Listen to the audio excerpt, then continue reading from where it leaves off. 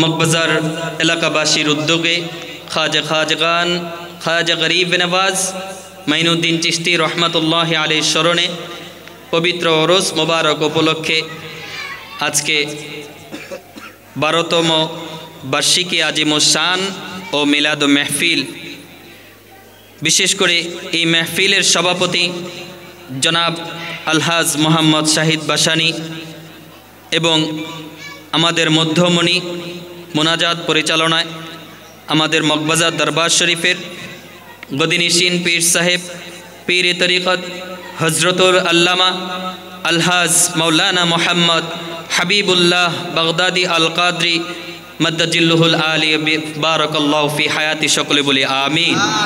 এবং সম্মানিত অতিথিবৃন্দ জনাব আলহাজ মুখলিসুর রহমান সাহেব সভাপতি রমনা ও হাতিরঝিল থানা আওয়ামী লীগ এবং জনাব মুক্তার সর্দার সাহেব কাউন্সিলর 35 নং ওয়ার্ড ঢাকা উত্তর সিটি কর্পোরেশন এবং জনাব শফিউদ্দিন আহমেদ দীপু সাংগঠনিক সম্পাদক রমনা ও হাতিরঝিল থানা আওয়ামী লীগ এবং আজকের এই মেহফিলের প্রধান আলোচক, সুনির্দিষ্ট দলিল ভিত্তিক আলোচনা করি সারা বাংলার আলোড়ন সৃষ্টিকারী নবযুগের তরুণ উদীয়মান বক্তা মুফাসসিরে কুরআন হযরতুল আল্লামা আলহাজ মাওলানা মুফতি মুহাম্মদ হাসানুর রহমান হুসাইনি নকশবন্দি বারাকাল্লাহু ফি হায়াতি, সকলে বলি আমিন।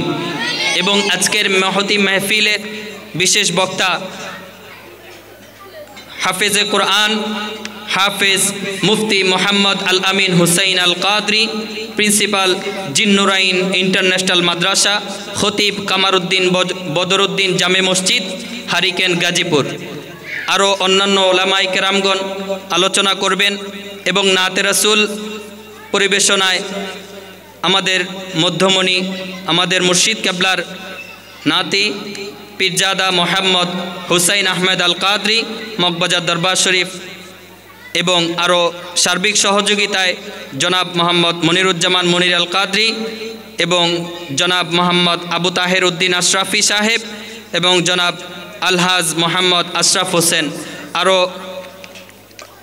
যারা আয়োজন করেছেন জনাব মোহাম্মদ আলহাজ লিটন খা ক্ষুদ্র ব্যবসায়ী ভাইজান মহাব্বত করে প্রতি বছরের ন্যায় এই মহতি মাহফিল তিনি সাজিয়ে থাকেন। খাজাগান খাজা গরিব নওয়াজের পাগল তারা, এই জন্য এই দোয়ার আয়োজন সাজিয়েছে।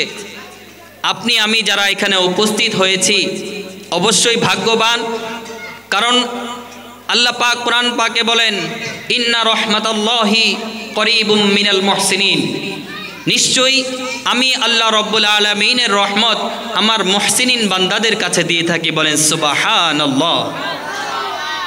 আজকে খাজাগান খাজা গরিব নওয়াজ যার আলোচনা শুনে ভারতবর্ষে বিধর্মী 1 লক্ষ বিধর্মী মুসলমান হয়ে গিয়েছে, বলেন সুবহানাল্লাহ। 90 লক্ষ মুসলমান হয়ে গিয়েছে।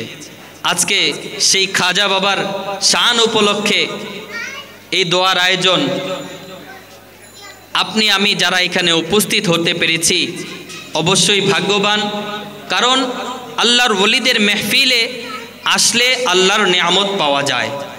এবং আমরা যারা এখানে উপস্থিত হয়েছি, আমাদের যাদের মা বাবা অন্ধকার কবরে শুয়ে আছে, যখন এই মেহফিল শেষ হবে, মিলাদ মেহফিলে দোয়া করা হবে, আমরা যারা এখানে উপস্থিত থাকব আমাদের সকলের মা বাবার জন্য দোয়া করা হবে, ঠিক কিনা বাবা?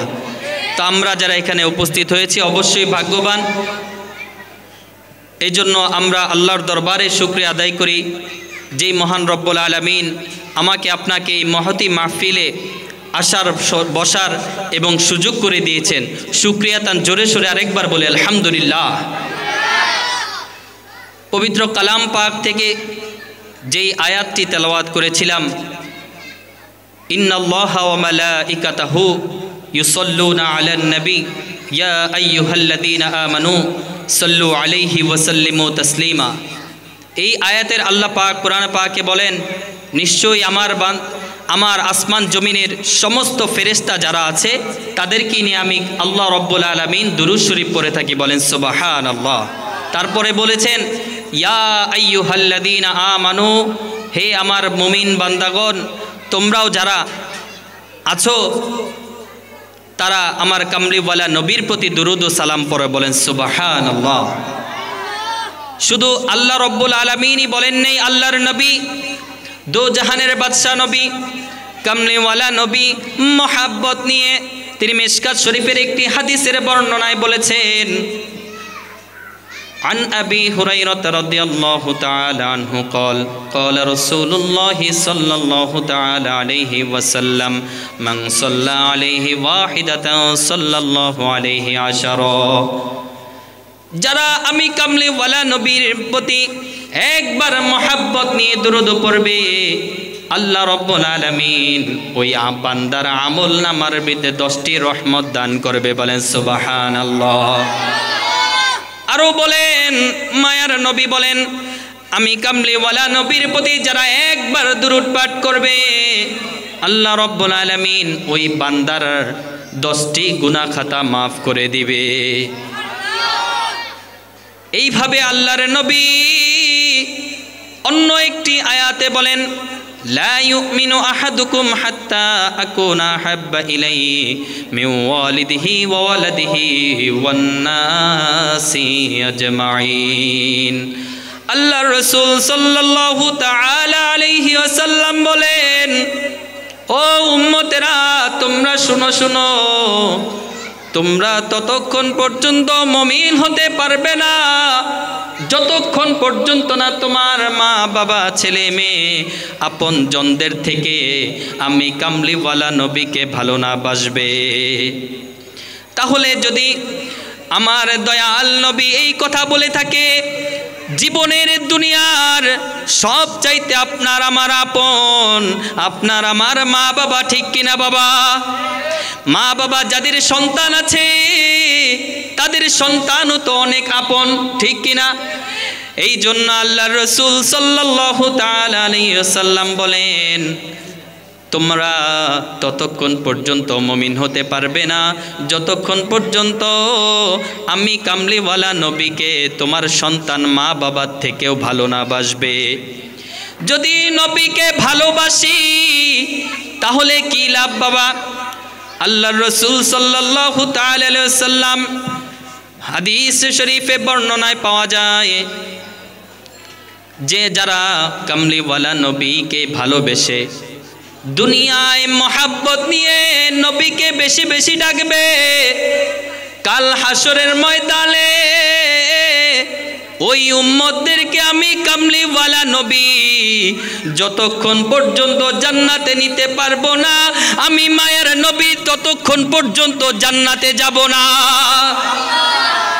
ওই দয়াল নবী এখন ওই মদিনায় শুয়ে শুয়ে রব্বি হাবলি ইয়া উম্মতি বলে কাঁদে। ওই মায়ার নবীর জন্য আপনার আমার চোখের পানি আসে না, ঠিক কিনা বাবা? মদিনাওয়ালার জন্য আপনি আমি যদি কাঁদতে পারি, আল্লাহ রব্বুল আলামিন বলেন যারা মায়ার নবী কামলিওয়ালা নবীর প্রতি দুরূদ ও সালাম শানমান পড়বে, আমি আল্লাহ রব্বুল আলামিন ওই বান্দার উপরে রহমত বর্ষণ করতে থাকি। এই জন্য আপনার আমার অন্তরে নবীর মহাব্বত ভালোবাসা দরকার আছে কিনা বাবা? অবশ্যই দরকার আছে। এই জন্য শায়েররা অতি সুন্দর করে বলেছেন, আমার মনের ঘরেতে রেখেছি যারে দো জাহানের বাদশা নবী কামলিওয়ালা রে, দো জাহানের বাদশা নবী কামলিওয়ালা রে, আমার মনের ঘরেতে রেখেছি যারে দো জাহানের বাদশা নবী কামলিওয়ালা রে, দো জাহানের বাদশা নবী রে, আমার দয়াল নবী রে, আমার মায়ার নবী রে, আমার দয়াল নবী রে, আমার মায়ার নবী রে, দো জাহানের বাদশা নবী কামলিওয়ালা রে, দো জাহানের বাদশা নবী কামলিওয়ালা রে, বলুন মনের ঘরেতে রেখেছি যারে আমার মনের ঘরেতে রেখেছি যারে দো জাহানের নবী কামলি ওয়ালা রে বলুন দো জাহানের বাদশা নবী ওয়ালা রে আমার দয়াল নবী রে আমার মায়ার নবী রে আমার দয়াল নবী রে আমার মায়ার নবী রে দো জাহানের বাদশা নবী কামলি ওয়ালা রে दो जहानेर बादशाह नबी कमली वाला रे दो जहानेर रे खराब लागছে बाबा नबीर शान नबीर मान जादा শুনবে आशिक रसूलদের মনে আনন্দ বইতে থাকবে ঠিক কি না আর যারা দুশমনে রাসূল তাদের অন্তরে আগুন জ্বলতে থাকবে কারণ রাসূলের শান তাদের সহ্য হয় না কিন্তু আল্লাহ রাব্বুল আলামিন বলেন যারা আমার বন্ধু হাবিবুল্লাহর মহব্বতে দুরুদ ও সালাম পড়বে আমি আল্লাহ রাব্বুল আলামিন তাদের 10টি গুনাহ খাতা maaf করে দিলাম বলে সুবহানাল্লাহ এইজন্য মহব্বত নিয়ে মনের গভীরে নবীকে ডাক দিয়ে বলেন আমার মনের ঘরেতে রেখেছি যারে दो जहानेर बादशाह नबी कमली वाला रे दो जहानेर बादशाह नबी कमली वाला रे हमारे दयाल नबी रे हमारे मायार नबी रे हमारे दयाल नबी रे हमारे मायार नबी रे दो जहानेर बादशाह नबी कमली वाला रे दो जहानेर बादशाह नबी दो जहानेर बादशाह नबी कमली वाला रे दो जहानेर बादशाह नबी कमली वाला रे मोरा जदि डाना वाला पाखी होताम ओई मदीना देखार लगी उड़े जाइताम बोलुन मोरा जदि डाना वाला पाखी होताम ओई मदीना देखार लगी उड़े जाइताम हृदय जुड़े देखताम आमी नयन भरे दो जहानेर बादशाह नबी कमली वाला रे दो जहानेर बादशाह नबी कमली वाला रे बोलुन मनेर घरेते रेखेछि जारे आमार मनेर घरे रेखेछि जारे दो जहानेर बादशाह नबी बादशाह नबी कमली रे दो जहानेर कमली वाला रे आदि पिता आदम जखन मुसीबते पड़े आमार नबीर उसिलाते अल्लाह कबूल करे आदि पिता आदम नबी मुसीबते पड़े उसिलाते अल्लाह कबूल करे सकाहदातेर बिछानाते देखा दियो रे दो जहानेर बादशाह नबी कमली वाला रे बोलुन दो जहानेर बादशाह नबी कमली वाला रे आमार मनेर घरेते रेखेछि जारे आमार मनेर घरेते रेखेछि जारे दो जहानेर बादशाह नबी कमली वाला रे दो जहानेर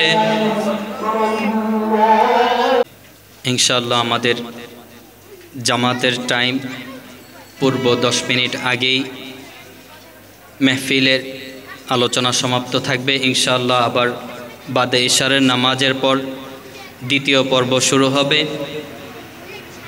আমরা যারা এখনো রাস্তাঘাটে দোকানপাটে বসে আছি বাসা বাড়িতে বসে আছি বাবা চিরকাল এই দুনিয়ায় থাকবো না অন্ধকার কবরে যেতে হবে আজরাইল যখন চলে আসবে ওই এত বড় বড় বাড়ি ঘর এত দালান কোঠা এত টাকা পয়সা ধন দৌলত সব কিছু রেখে ওই অন্ধকার কবরে যাত্রী হয়ে শুয়ে যেতে হবে অন্ধকার কবরে ঠিক কি না বাবা তো আমি অনুরোধ করব আমরা যারা এখনও রাস্তাঘাটে সময় নষ্ট করতেছি, দোকানপাটে এদিক সেদিক ঘোরাফেরা করতেছি।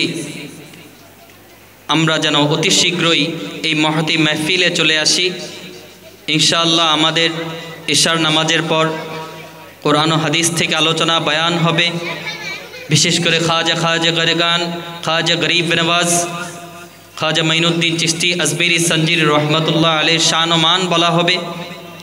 আমরা আল্লাহ রসুলকে কিভাবে পাবো, রসুলকে মহাব্বত করলে আল্লাহ পাওয়া যায়।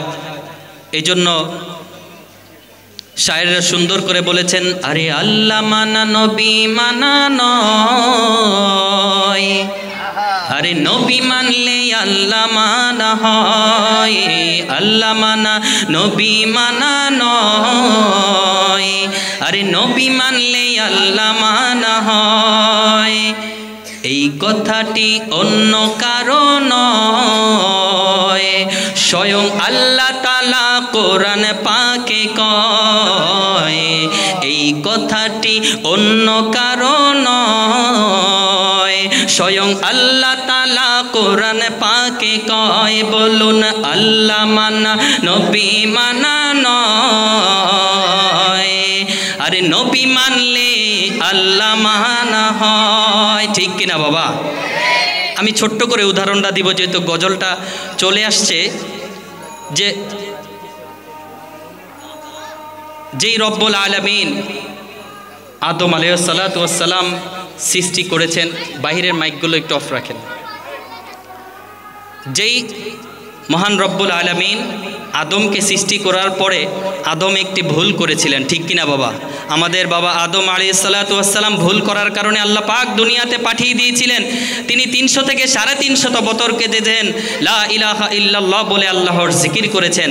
আল্লাহর দয়া লাগেনি, কিন্তু হঠাৎ করে আদম আলাইহিস সালাতু ওয়াস সালামের মনে হয়ে গেল যে আমি যখন লৌহে মাহফুজে ছিলাম, আল্লাহর লৌহে মাহফুজের যে চৌকাঠের মাঝে আমি লেখাটা দেখেছিলাম, এমন একটি এত সুন্দর লেখা নূরে ঝলঝলিত করছে। সেই লেখাটি হচ্ছে লা ইলাহা ইল্লাল্লাহ মুহাম্মাদুর রাসূলুল্লাহ সাল্লাল্লাহু তাআলা আলাইহি ওয়াসাল্লাম। বলেন সুবহানাল্লাহ। এই আদমের যখন এই কথাটি স্মরণ হওয়ার সাথে সাথে তিনি যখন এই দোয়াটি পাঠ করলো, এই কালেমাটি পাঠ করলো, আল্লাহ পাক রব্বুল আলামিন ফেরেশতাদেরকে বললে, ও ফেরেশতারা যাও যাও, আমি আমার আদমকে, এই যে সে যখন বলেছে লা ইলাহা ইল্লাল্লাহ মুহাম্মাদুর রাসূলুল্লাহ, তখন আমি আমার আদমকে মাফ করে দিয়েছি। বলেন সুবহানাল্লাহ। তাহলে এখানে কি বোঝায়? আল্লাহ ছাড়া কোনো মাবুদ নেই। আদম 300 থেকে 350 বছর কেঁদেছে, কিন্তু যখনই তিনি তার কথা স্মরণ মনে হয়ে গেল যে লা ইলাহা ইল্লাল্লাহর সাথে মুহাম্মাদুর রাসূলুল্লাহ সাল্লাল্লাহু তাআলা আলাইহি ওয়াসাল্লাম আছে, সেই লেখার কথা স্মরণ হওয়ার সাথে সাথে সে পাঠ করলো, আর আল্লাহ পাকের দয়া লেগে গেল একমাত্র নবীর কারণে। ঠিক কিনা বাবা? এই জন্য গজলে শায়েররা বলেছেন, আল্লাহ মানা নবী মানা নয়, আরে নবী মানলে আল্লাহ মানা হয়, আল্লাহ মানা নবী মানা নয়, আরে নবী মানলে আল্লাহ মানা হয়। আরে এই কথাটি অন্য কারো নয়, স্বয়ং আল্লাহ তাআলা কোরআন পাকে কয়। এই কথাটি অন্য কারো নয়, স্বয়ং আল্লাহ তাআলা কোরআন পাকে কয়। চিৎকার মেলে বলে সুবহানাল্লাহ। যেই কথাটি বলতেছিলাম বাবা, চিরকাল দুনিয়ায় থাকবো না। দুনিয়ায় যদি না থাকি তাহলে অন্ধকার কবরে যেতেই যেতে হবে। অন্ধকার কবরে শান্তিতে থাকার জন্য কিছু আমল দরকার, ঠিক কিনা বাবা? নবীর মহাব্বত যদি আপনার অন্তরে থাকে, আমি ছোট্ট করে একটি ঘটনা বলে শেষ করে দেব, সময় অল্প। হযরতে ইমাম তাত্তাজানি রহমাতুল্লাহি আলাইহির একটি জীবনের ঘটনা, যেই কিতাব না পড়লে আলেম হওয়া যায় না বাবা। কওমি বলেন, আলিয়াতে বলেন, তারপর আরও বিভিন্ন পড়ার মাধ্যম এখন বের হয়ে গেছে, দারসে নিজামি বলেন, যা কিছুই বলেন, যদি আলেম হতে হয় তাহলে অবশ্যই বিশেষ করে বড় বড় ইমামদের জীবনী আপনার পড়তে হবে। তার মধ্যে একজন ইমামের নাম হচ্ছে ইমাম তাত্তাজানি রহমাতুল্লাহি আলাইহি। আমি ছোট্ট করে ঘটনাটি বলে শেষ করে দেব। এই ঘটনার মাধ্যমে আপনাদেরকে একটি মেসেজ দিতে পারি। এই ঘটনার মাধ্যমে একটাই শিক্ষা, সেটা হচ্ছে নবীর মহাব্বত। চলুন আমরা দেখে আসি সেই ইমাম তাত্তাজানি রহমাতুল্লাহ আলাইহির ঘটনাটা কি ছিল। হযরত ইমাম তাত্তাজানি রহমাতুল্লাহ আলাইহি ছিলেন একবারে গবেট একজন ছাত্র। তিনি যখন মাদ্রাসায় লেখাপড়া করতেন তার একজন শিক্ষক ছিলেন, তার শিক্ষকের নাম হচ্ছে ইমাম রাজি রহমাতুল্লাহি আলাইহি। বলেন সুবহানাল্লাহ। সেই ইমাম রাজির তলব নেওয়ার জন্য, দরস নেওয়ার জন্য ইমাম তাত্তাজানি রহমাতুল্লাহ আলাইহি যখন ক্লাস করতেন, ওই ক্লাসের মধ্যে সে তখন সবচাইতে পিছের বেঞ্চে বসতেন। কারণ হচ্ছে সে তার মেধা শক্তি দুর্বল, সে সকালে পড়লে রাতে ভুলে যায়, রাতে পড়লে সকালে ভুলে যায়, হুজুরকে ঠিক মতো পড়া দিতে পারে না। ক্লাসের যখন সর্ব শক্তি ব্রেনি যে ছাত্র থাকে তার রোল লং 1 থাকে, ঠিক কিনা বাবা? যারা 1 রোল লং থাকে তারা বেঞ্চের প্রথম সারিতে বসে, আর যারা ক্লাসের পড়া ঠিকমতো দিতে পারে না, ঠিকমতো পড়াশোনা শিখতে পারে না, তাদেরকে ক্লাসের সবচাইতে পিছনের বেঞ্চে বসানো হয়। ইমাম তাত্তাজানি রহমাতুল্লাহি আলাইহি পিছনের বেঞ্চে বসে আছে। ইমাম তাত্তাজানি যখন এইভাবে ক্লাস করতেছে, ইমাম রাজি রহমাতুল্লাহি আলাইহি তিনি দরস দিচ্ছে, ইমাম তাত্তাজানি রহমাতুল্লাহ আলাইহি ক্লাসে বসে শুনতেছে, কিন্তু তার কিছুই মাথায় ঢুকতেছে না। এমনি করে যখন ইমাম তাত্তাজানি রহমাতুল্লাহ আলাইহি তার পরের দিন ক্লাসে যায়, তার একই অবস্থা। ইমাম রাজি রহমাতুল্লাহি আলাইহি দরস দিতে থাকে, ইমাম তাত্তাজানির মাথায় যায় না। এরকম অনেক দিন, দীর্ঘদিন চলে যাওয়ার পরে হযরতে ইমাম রাজি রাদিয়াল্লাহু রহমাতুল্লাহি আলাইহি তিনি খেয়াল করলেন যে ইমাম তাত্তাজানি তার পড়াশোনার মধ্যে মন নেই, তার লেখাপড়ার মাঝে মন নেই, সে লেখাপড়া দিতে পারে না, আমি যেই পড়াগুলো দিই সেই পড়াগুলো সে শোনাইতে পারে না। তখন ইমাম তাত্তাজানি রহমাতুল্লাহ আলাইহির বাবা মাকে ডাক দেওয়ার জন্য তিনি খবর পাঠান।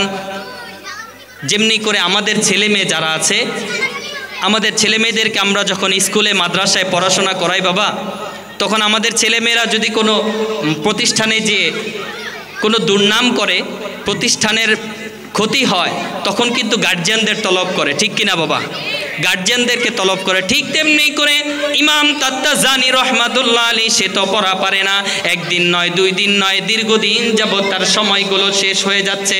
ইমাম তাত্তাজানি রহমাতুল্লাহ আলাইহির গার্জিয়ানকে ইমাম রাজি রহমাতুল্লাহ আলাইহি তলব করলেন, ও ইমাম তাত্তাজানির বাবা মাদেরকে ডাক দিয়ে তোমরা আগামীকাল নিয়ে আসো। তখন ইমাম তাত্তাজানি রহমাতুল্লাহ আলাইহিকে সামনে রেখে বললেন, ও ইমাম তাত্তাজানির বাবা মা আপনারা শুনুন, ইমাম তাত্তাজানি সে তো ঠিক মতো পড়ালেখা করতে পারে না, সে তো সকালে পড়ে রাতে ভুলে যায়, রাতে পড়ে সকালে ভুলে যায়, সে কি করে ক্লাসে পড়া দিবে? তাই আমি ইমাম তাত্তাজানিকে বলেছি, বাবা তুমি তো ঠিক মতো পড়া দিতে পারো না, তাহলে তুমি একটা কাজ করতে পারো, এইভাবে তোমার জীবন নষ্ট করো না, জীবন নষ্ট করো না, তুমি যে কোনো একটা গ্রেজের কাজ শিখো কিংবা যে কোনো একটা কর্ম শিখো, যেন অন্তত তুমি তোমার কামাই করে তোমার বাবা মাকে খাওয়াতে পারো। ইমাম তাত্তাজানি চোখের পানি ছেড়ে ছেড়ে দিয়ে হাউমাউ করে কেঁদে উঠলেন। আর ইমাম তাত্তাজানির বাবা মারকে সামনে রাখিয়া যখন ইমাম রাজি রাদিয়াল্লাহু রহমাতুল্লাহ আলাইহি বললেন, ও ইমাম তাত্তাজানির বাবা মা আপনারা শুনুন, শুনুন, ইমাম তাত্তাজানি ঠিক মতো পড়া দিতে পারে না, তা আপনারা কি করবেন? ওর তো সময় জীবনটা নষ্ট হয়ে যাচ্ছে, প্রতিটি বছর তার লস হয়ে যাচ্ছে। ইমাম রাজির কথা শুনে ইমাম তাত্তাজানি হাউমাউ করে কেঁদে বললেন, ও হুজুর, ও হুজুর আপনি শুনুন, আমি আপনার কাছে আর একটি সুযোগ চাই, আর একটি সুযোগ চাই। ও হুজুর আমার তো অনেক আশা, আমি একজন মুহাদ্দিস হব, মুফাসসির হব, আমি ইসলামের খেদমত করব, আমি দ্বীনের খেদমত করব। এই যখন এই কথা শুনলে হাউমাউ করে চোখের পানি ছেড়ে কাঁদতে থাকে ইমাম তাত্তাজানি রহমাতুল্লাহ আলাইহি। এই কথা শুনে ইমাম রাজির রহমাতুল্লাহ আলাইহি উস্তাদের মন গলে যায়, নরম হয়ে যায় তার চোখের পানি দেখে। তখন ইমাম রাজি রহমাতুল্লাহ আলাইহি বলেন, ইমাম তাত্তাজানি তোমাকে যদি এই লাস্ট বার সুযোগ দেই, তুমি কি ভালো মতো পড়তে পারবে কিনা?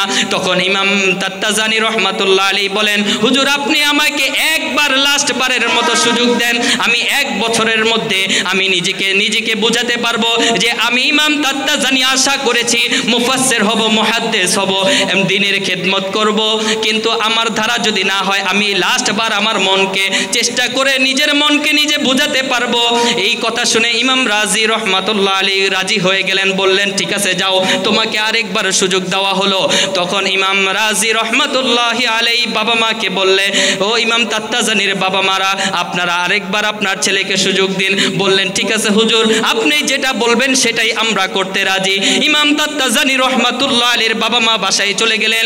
ইমাম তাত্তাজানি তিনি মাদ্রাসার কক্ষ ঘরে, যেই ঘরে তিনি লেখাপড়া করে, যেই রুমে তিনি শুয়ে ঘুমায় থাকে, সেই রুমে চলে গেলেন।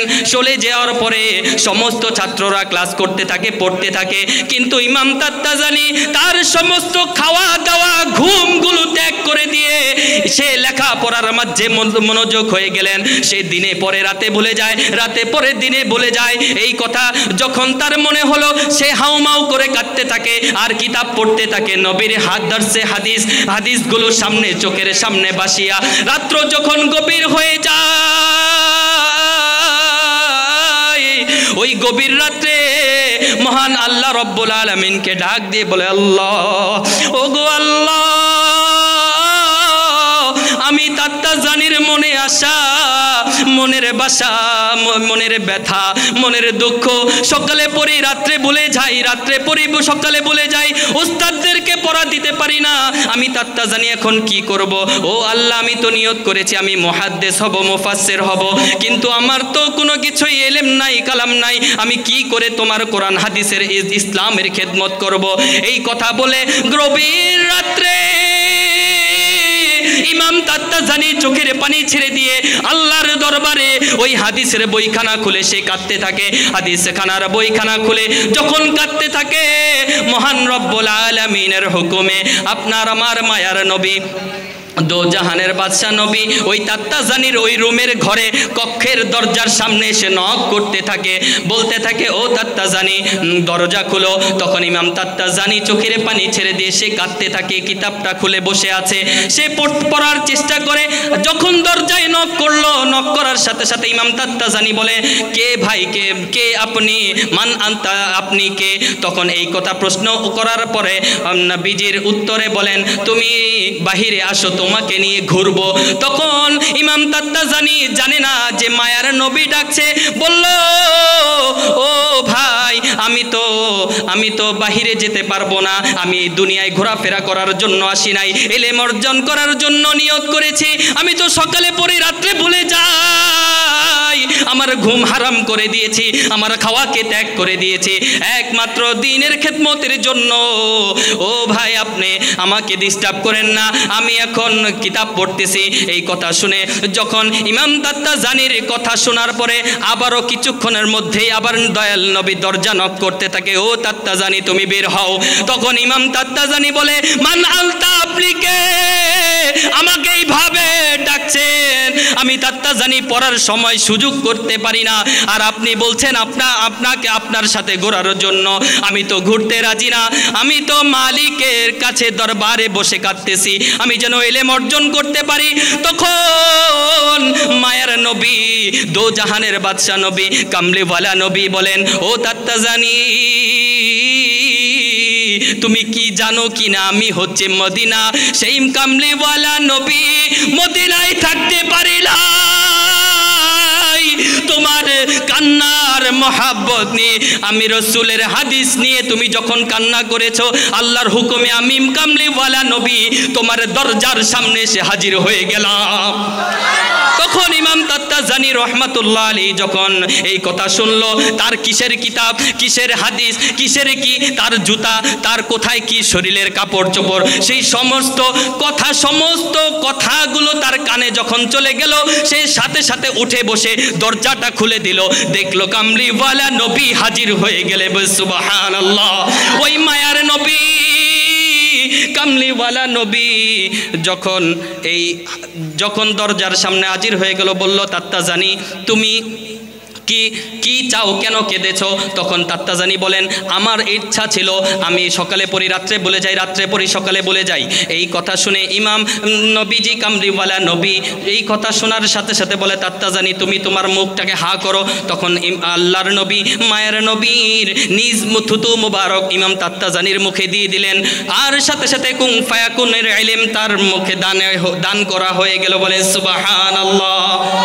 ওই মায়ের নবীর থুতু মুবারকের উসিলায় সে রাত্রের মধ্যে কুন ফায়াকুনের উসিলায় দোয়া পেয়ে গেলেন, ইলম অর্জন হয়ে গেল। হওয়ার পরে তার পরের দিন সকালে ক্লাসে গেল।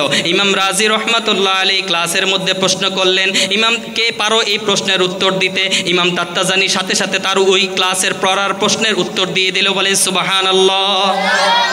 তারপরে সংক্ষিপ্ত করে বলে দিচ্ছি, দুইটা কথা, নামাজের সময় হয়ে যাচ্ছে বাবা। তারপর ইমাম তাত্তাজানি রহমাতুল্লাহ আলাইহির পরের দিন যত কঠিন থেকে কঠিনত্ব প্রশ্ন করলেন ইমাম রাজি রহমাতুল্লাহ আলাইহি, তত কঠিন প্রশ্নের উত্তরই ওই সকালবেলা তিনি ক্লাসের মধ্যে উত্তর দিতে থাকলেন। বলেন সুবহানাল্লাহ। তারপরে যখন এই কথা ইমাম রাজি রহমাতুল্লাহ অবাক হয়ে গেলেন, এমন গবেট ছাত্র সে কি করে এক রাত্রের মধ্যে লেখাপড়া করে আমি রাজি রহমাতুল্লাহ আলাইহির প্রশ্ন করার সাথে সাথে সে উত্তর দিতে পারছে, এমন কি ঘটে গেল এক রাত্রে? তখন সাথে সাথে ইমাম তাত্তাজানি রহমাতুল্লাহ আলাইহিকে প্রশ্ন করলেন, বাবা তুমি এদিকে আসো। বলল কি? বলল যে তুমি এইভাবে এত ইলম তুমি কিভাবে পড়লা, কিভাবে অর্জন করলা?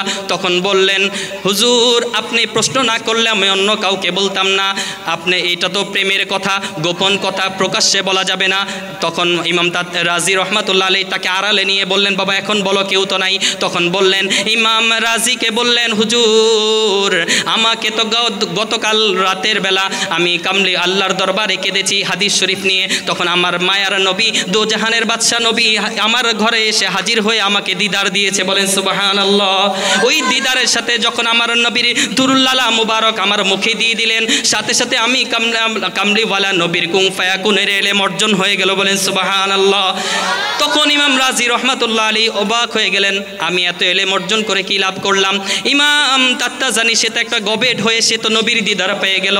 আল্লাহ পাক দেখেন এটার দ্বারা আমরা বুঝতে পারলাম ইমাম তাত্তাজানি রহমাতুল্লাহ আলাইহির মহাব্বত, তার অন্তরে নবীর মহাব্বত ছিল, ঠিক কিনা বাবা? এই জন্য নবীর মহাব্বত আল্লাহ পাক যেন আমাদের সকলে অন্তরে রাখার তৌফিক দান করে। সকলে বলে আমিন। ওয়া আখিরু দাওয়ানা আলহামদুলিল্লাহি রাব্বিল আলামিন। আসসালামু আলাইকুম ওয়া রাহমাতুল্লাহি ওয়া বারাকাতুহু।